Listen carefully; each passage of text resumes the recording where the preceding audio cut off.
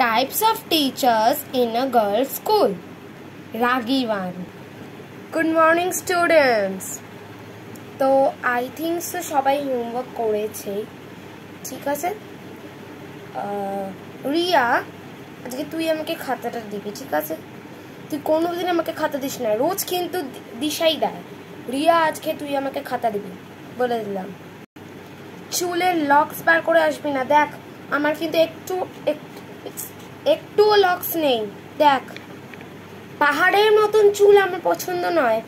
Puff puff এখন কিসব নতুন নতুন বেরিয়েছে, একদম ওইসব কিচ্ছু করবি না।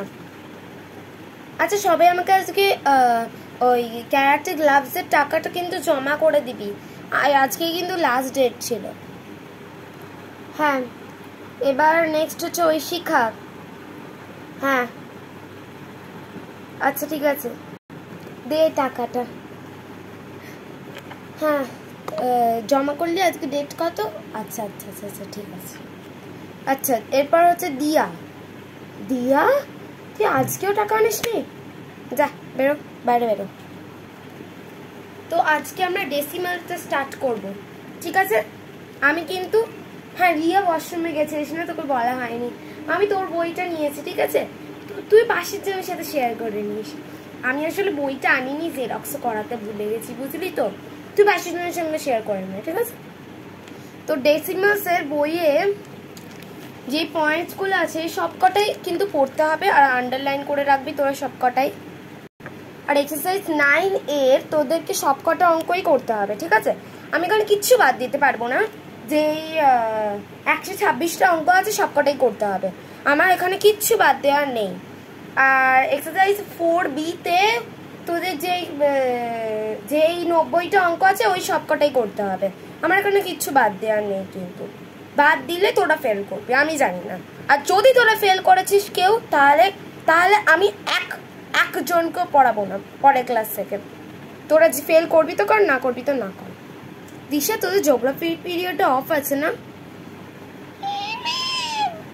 তো তুই জিওগ্রাফি পিরিয়ডে এই নোটসগুলো, এগুলো খুব ইম্পর্টেন্ট নোটস। দাঁড়া মান্ডালাটা বার করে নি, বাকি সবকটাই কিন্তু তুই লিখিয়ে দিবি, ঠিক আছে?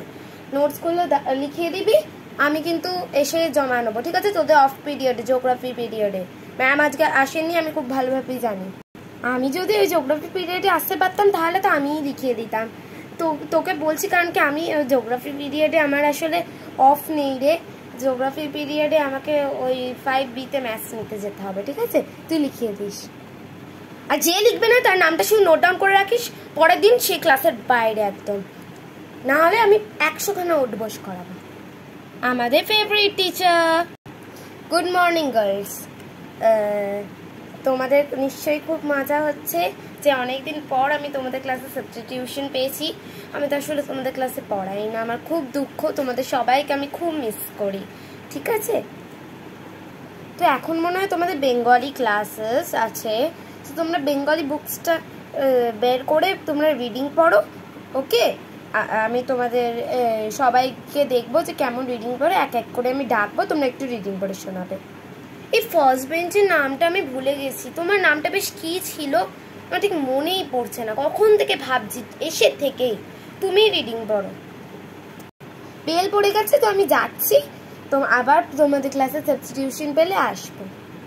Careless teacher in exam days. Soumi ma'am একটু আসছি। হ্যাঁ, ওদের ওই যে ওদের এক্সামের যেই কোয়েশ্চেন পেপারগুলো।